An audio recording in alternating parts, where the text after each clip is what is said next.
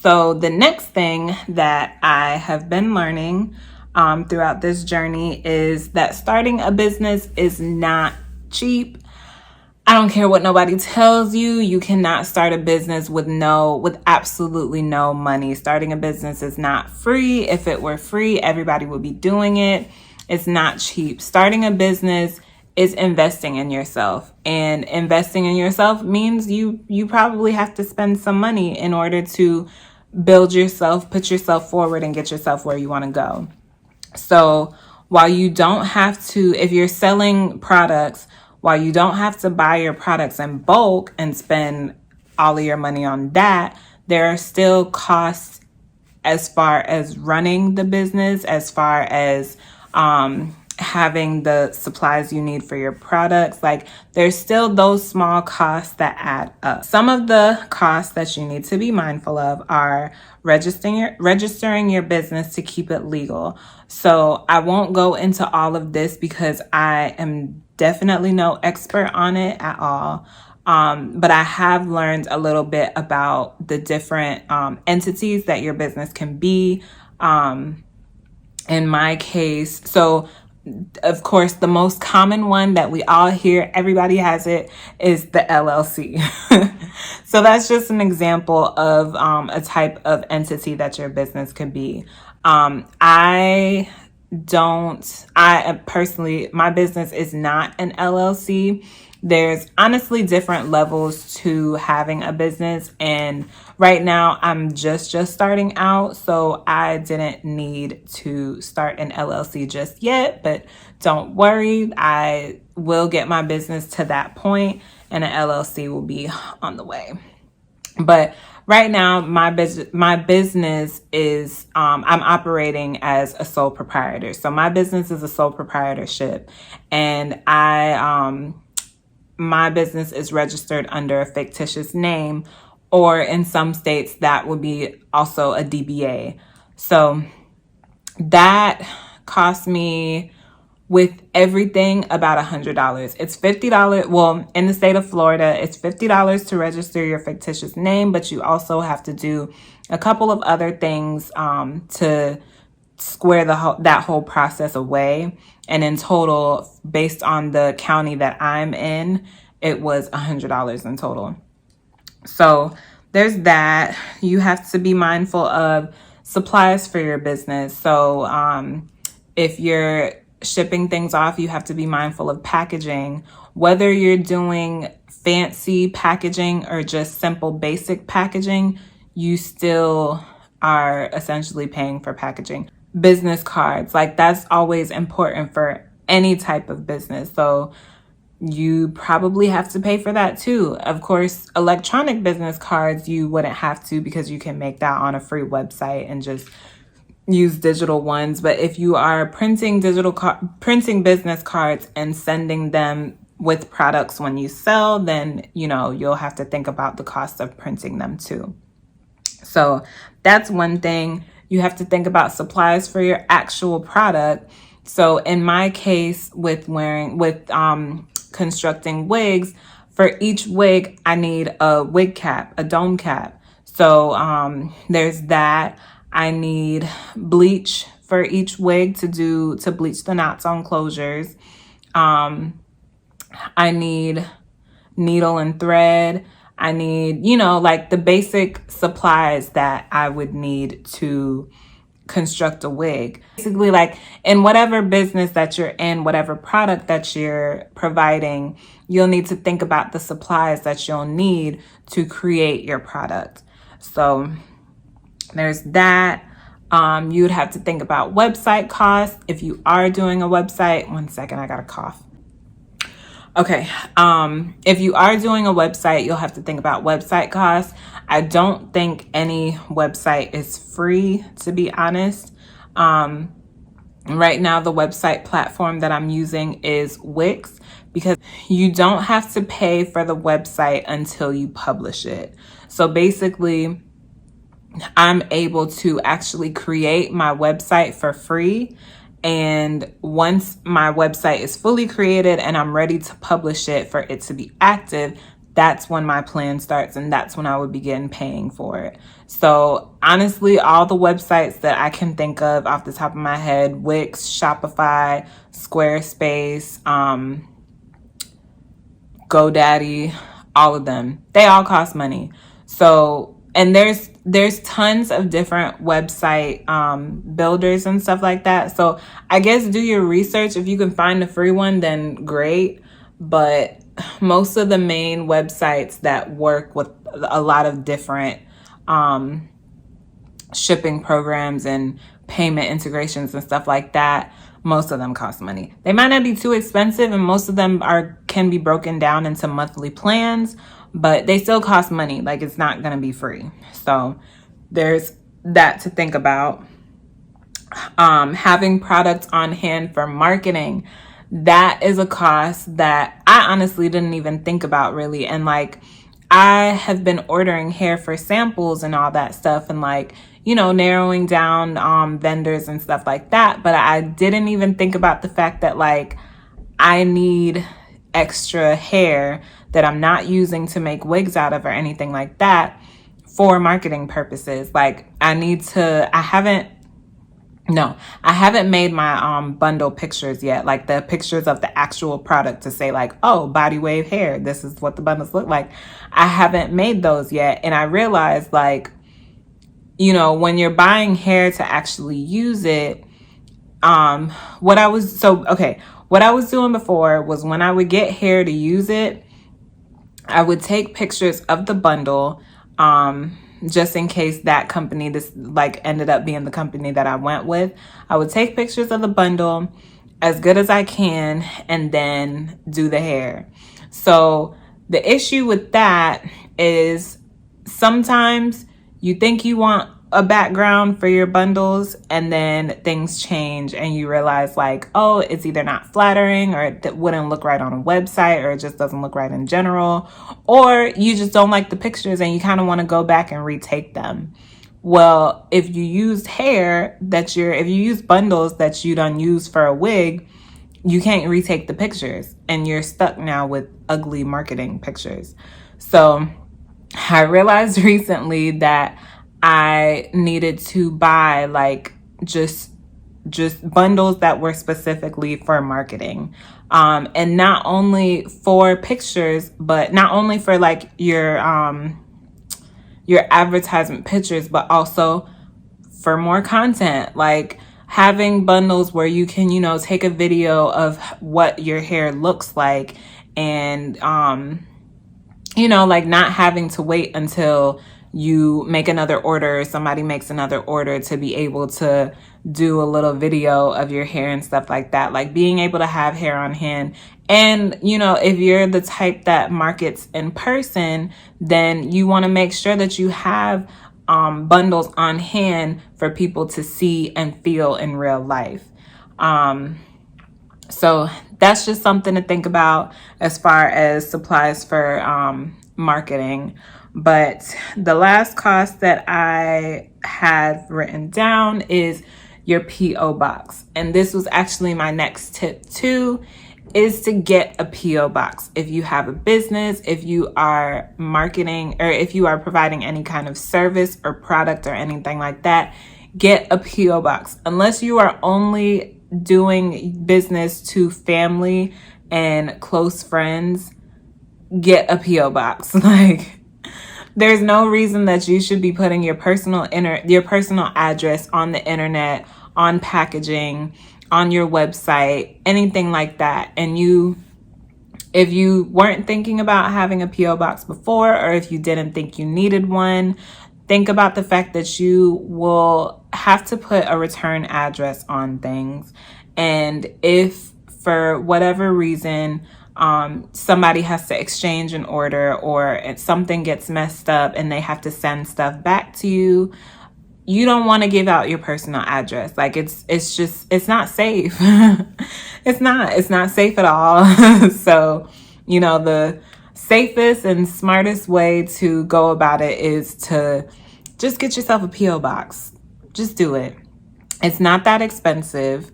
And you can do it different ways. So I right now am on a 3-month PO box, but you could do 6-month or 12-month PO box rentals. So they renew automatically if you want them to. Like, yeah, get a PO box.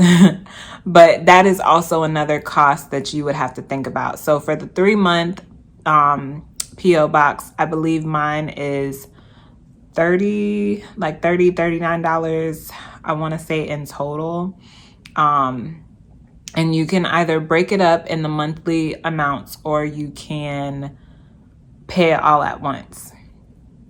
So yeah, get a PO box. It's important. It's very important. Get a PO box. So the last tip that I have, and this is a big one, is do not take advice from anyone. So I am still learning this, and I'm definitely still learning this. It's a complicated one because a lot of times, like, people mean well. People definitely mean well. And even like, I may accidentally offer advice to someone and they probably shouldn't even listen to me, but I'm not doing it with malicious intent. In my case, like, a lot of family has pretty much helped me, like, with marketing. I do ask them for advice, just because in my eyes, like, I want to be able to have good customer service. I want to be able to take care of my customers and stuff like that. So I'll ask them things to gain a customer perspective. But there's certain things that people, if they are not in your field, if they are not an expert in your niche, if they are not business consultants or accountants, or, basically, if they're not an expert in the area that you are getting advice from, take their advice with a grain of salt, or just don't listen to it. Don't ask them. Like, I do believe in, I actually believe in moving in silence. Like, don't tell nobody what you're doing or what you have going on until you've made it. But at the same time, I also have enlightened a little bit and realized that, like, it's kind of selfish to do that. Like, I like transparency as well, is what I'm trying to say.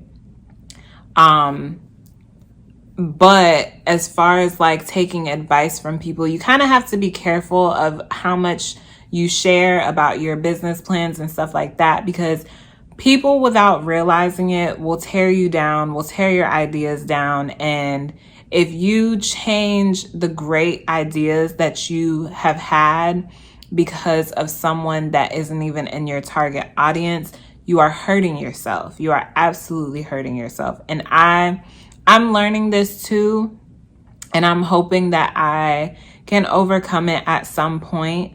But basically, like, pricing, for example, when you are figuring out the price of your product, of course, there's the, realistic, practical things to think about, such as taxes, the shipping that you're paying for with each product. If you do have a vendor or anything like that, if you're ordering your product wholesale and reselling it, you have to think about the shipping costs that you have to pay when you're shipping your product to your customer. You have to think about your packaging, the cost of your packaging and stuff like that. Like, there's all those things that you think about within your costs. And then you also have to think about what you are worth, the work that you're putting in to provide this service or to provide this product to your customers. You have to think about what that is worth and add that to your price. It's just like if you go to a mechanic, they're not just charging you for the parts that they put in your car. They're also charging you for labor, because they're literally on their hands and knees in sweat and car oil trying to help you out and get your car working again. So, basically, like, you have to think about that stuff. And people who are not in your target audience will not think about that stuff. And I hear this all the time from different influencers that do have established businesses and stuff, but people don't care they don't care about you. Like, at the end of the day, people want whatever service it is, and different people will pay different things, and that's the reason why you have a target audience. But basically, like, they don't care about how much you spent to provide this product. They don't care about how much backbreaking work you've put into it. They don't care about any of that, and they're not thinking about any of that. They just want the product. So you have to look out for you. You have to think about these things and incorporate these things in order to get something out of your business. Now, of course, like, don't overcharge people, and like, you know what your stuff is worth. Someone who is in a completely different field or has no idea about your product or your industry or your niche or anything like that cannot tell you what you are worth or what your products are worth. So just kind of keep that in mind. I'm telling y'all to keep that in mind, but I need to take a taste of my own medicine because I struggle with it too. Like, I don't want to overcharge people, and I am not a professional by any means. Like, making wigs, I taught myself how to make wigs. I learned through YouTube videos. Shout out to Thomas Adriana. I used her videos to make my first wig, but I've never been to hair school or cosmetology school or anything like that. I didn't grow up doing hair. I still don't know how to do a sew-in. Like, I started making wigs to basically make my life easier in college as far as keeping my hair done. So I taught myself everything I know, but because of that, sometimes I do have a little bit of self-doubt because I was always just making wigs I was making wigs for myself. I was never making wigs to sell them. So a lot of like techniques that people would pick up and stuff in the actual hair industry, I never picked them up. So sometimes I do be doubting myself, and I'm kind of like, I'm not at some of these people's level, so I don't want to charge too much. And then people get my wigs and be like, So I'm slowly growing out of that mindset because I know that I'm not perfect and I doubt myself all the time, but I love my wigs. Like, I love my wigs so much that I don't like wearing other people's wigs. Like, I've tried a manufactured wig once and I hated it. Like, I absolutely hated it. As far as like a hand sewn wig, or even a wig that's just not machine made and manufactured in China, having a different type of cap makes a difference. I don't like wigs that are like so big that you see the gaps in the back and it's like hanging and stuff like that. So, like, I've made my wigs to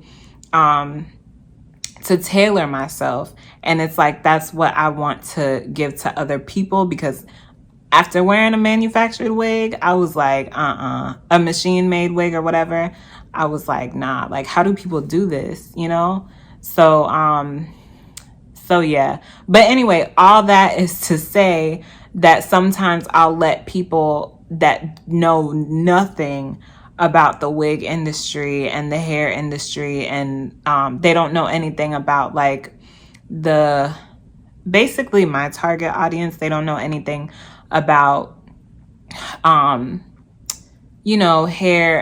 hair prices and stuff, and then there's basically different levels in the hair industry. There's different levels to what you want. There's different levels to what you can sell. There's different levels to hair quality.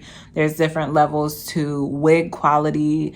Some people were thinking that my wigs were machine made. So of course, if my wigs were machine made, Not even of course, but you know, with machine made wigs, sometimes you would expect them to be cheaper because, you know, a lot of times they're wholesale from China. So you get them at a pretty low price and you can kind of sell them at a pretty low price, I guess, too. But my wigs ain't like that. My wigs are literally sewn by hand. I don't even have a sewing machine. I want one, but that'll be a investment for when I get more sales. But nah, my wigs are sewn by hand. Like, yeah, I put a lot of work into them, basically. So I just feel like the people who have told me like my wigs are too expensive are people who don't buy wigs in general. So they don't even know like the average prices of wigs. And then, you know, other people who do kind of know the prices of wigs and the prices of wigs that use high quality virgin hair and stuff, they're kind of like, well, I think your wigs are cheap because, you know, people charge way more than that for a sew-in, where once they're done with the sew-in, they've got to take it out, versus getting a wig from you where it's a reusable hairstyle. They can wear it whenever they want and the hair is good. So they can actually keep the wig for a long time. So yeah, but all that is to say, know your worth. Don't take advice from anybody who can't help you as far as like offering actual knowledge. Like, yeah, if you're going to take advice from someone, take it from your mentor, take it from your business coach, take it from your accountant, like take it from an expert in the field. Don't take it from a family member who doesn't shop or anything in the area of what your business is. Don't take it from a friend who has never ordered or had a product in the area of your business is. And don't take it from someone who don't even know what you sell in. Like, you got to fight for yourself, pretty much. So yeah, those are what I have learned so far in starting a business and starting a hair business. It's a lot. It's a whole lot. These are things that people don't tell you. Yeah, people don't tell you. And honestly, a lot of it too, like even I can sit down and tell you this video and it still probably won't be the same as actually experiencing it for yourself. For example, the business entity, like I did like read up and do research on that type of thing. And at first I was like, I don't really need it right now because I don't know, but I don't really need it right now. And then like going through doing the website and everything, like reading more on it, basically you as a sole proprietor, you can legally sell products and stuff if you're using your name for your business. If your business is anything that is not your name, then it is considered illegal. So if you were trying to skate on by and act like you ain't know, I just told you. So that is, I just don't want to get in trouble later down the line. And for me, it isn't a hobby anymore. At first, it kind of was a hobby, but now that I really want to seriously make something out of this, I want to legitimize it and make sure that I am putting myself in the right place from now, so that I don't run into issues later. But yeah, that was one of the things that I was like, I don't really know. And then I was like, I should probably get that done. Same with the P.O. box. Like it was starting to be more and more things where I had to put an address. And when you think about getting inquiries from people that you don't know, and in my case, I offer bring your own bundle services. So I don't really want to give my personal address to somebody to send their bundles to. So yeah, it's just certain things that you really don't think about. It's a lot of little things in having a business, but that is it. I will definitely give you guys an update as time goes on if I learn more things, but I hope this video has helped someone. Let me know down in the comments if you are starting a business or if you have an established business and when you learned some of these things, or if any of these tips has helped you, or if any of these tips you can relate to. Let me know down in the comments. I definitely would love to hear you guys' experiences too. So yeah, but thank you for watching this crazy long drawn out video. I tried not to ramble, but I did anyway. But yeah, so I will see you guys on the next one. Bye.